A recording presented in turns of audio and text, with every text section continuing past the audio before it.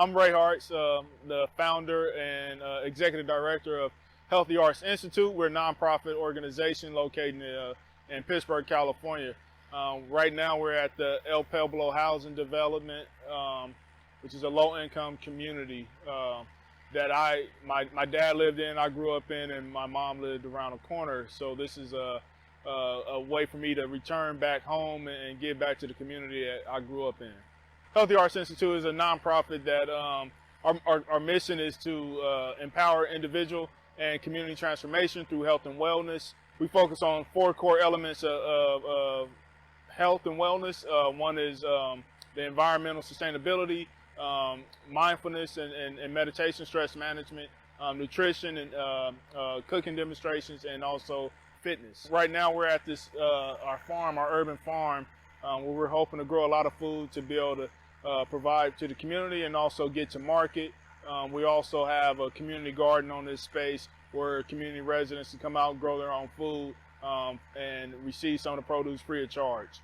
Today we'll be a cover crop, and you know, not knowing much about gardening and farming, when I first started, I reached out to a lot of folks like RCD, Community Co-op Extension, UC Davis Extension, Master Gardeners, and so I reached out to a lot of folks who had experience in farming, and a lot of them advised me like, hey Ray, you need to put some cover crop in, build your soil. It'll add a lot of nutrients to your soil. It'll help the environment. And so as I learned, I just figured like this would be a good place for me to start. This is our first year in production for the farm, and so we wanted to get the best start, give ourselves the best chance of success. So we're going to start with a good cover crop. We got a mixed bag of cover crop, all organic. Some of it, there's vetch, there's fava beans, there's peas, there's some different legumes, crimson clover. So we have a mixed bag of organic cover crop. Yeah, so I'm just broadcasting at from what I've seen, like a 90-degree angle, 45-degree angle rather, and just throwing it out handful. This seed has been inoculated. We add some inoculant into this seed. And we're going to rake over it after we get it all seeded. We'll rake over it and press it down, roll the log over it so we can try to get good contact.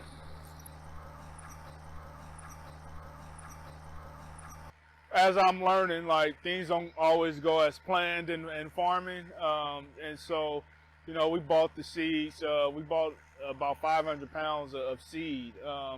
And initially I was learned that 50 pounds could cover an acre or whatever, but then I had some advisors who suggested that we can add more, so we'll probably lose some of the seeds. Some of the seeds won't germinate, so if we add more, we give ourselves a better chance to have a higher germination rates, at least to be able to get our cover crop in.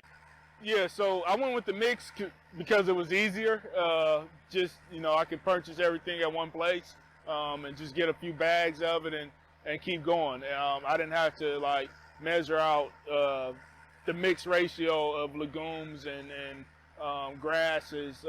So this mix had the right combination and made it easier for me. Yeah, so we're gonna let it grow over the fall and winter, and I think February, late February, maybe early March, we'll, as they say, as I've learned, chop and drop, and we'll mix it inside the soil. We'll get a little, add some more compost in, and hopefully this spring we'll get some new crops in. It was a very dry year. So there was 2 things that happened. We didn't have our irrigation installed, so we had to use overhead sprinklers. Some of the crops came up, well, all of it came up, but some of it thrived and some didn't. What I did notice is like one patch that we've grown food in before got the same amount of water as everything else, but it did like 5 times better. And so I kind of learned the importance of having good soil and needing less water for your plants to thrive if you have good soil, good microbiology in the soil. So that was something that I learned this season. We planted cover crop here. It's thrived. It got water all year or all throughout the season. And I actually terminated it a while back, and it all like kind of grew back because we didn't plant anything else in. So I'm just gonna incorporate it back into the soil, but I used a weed whacker just to terminate the ones in the beds.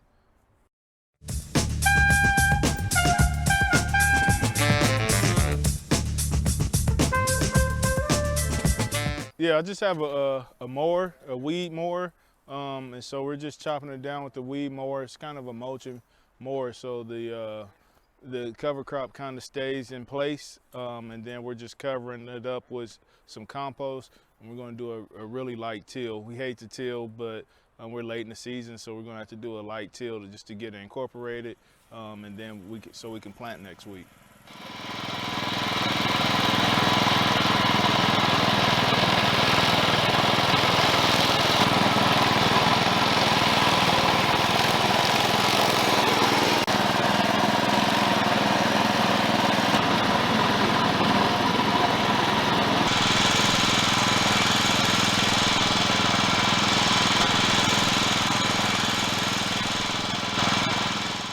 So this compost is OMRI certified, and it came from a place out in Palo Alto, Wheeler Farms.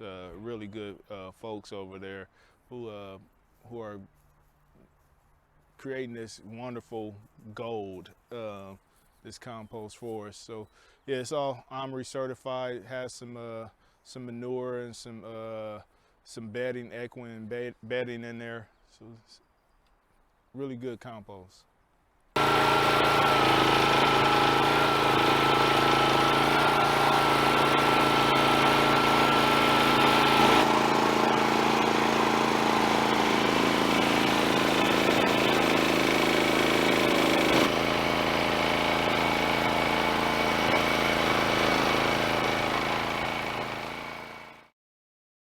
All the summer and spring crops, so tomatoes, melon, squash, beans, cucumbers, peppers, eggplant, you name it, okra, corn. Like, we have a wide variety of food, so we'll be able to get some food out to the people.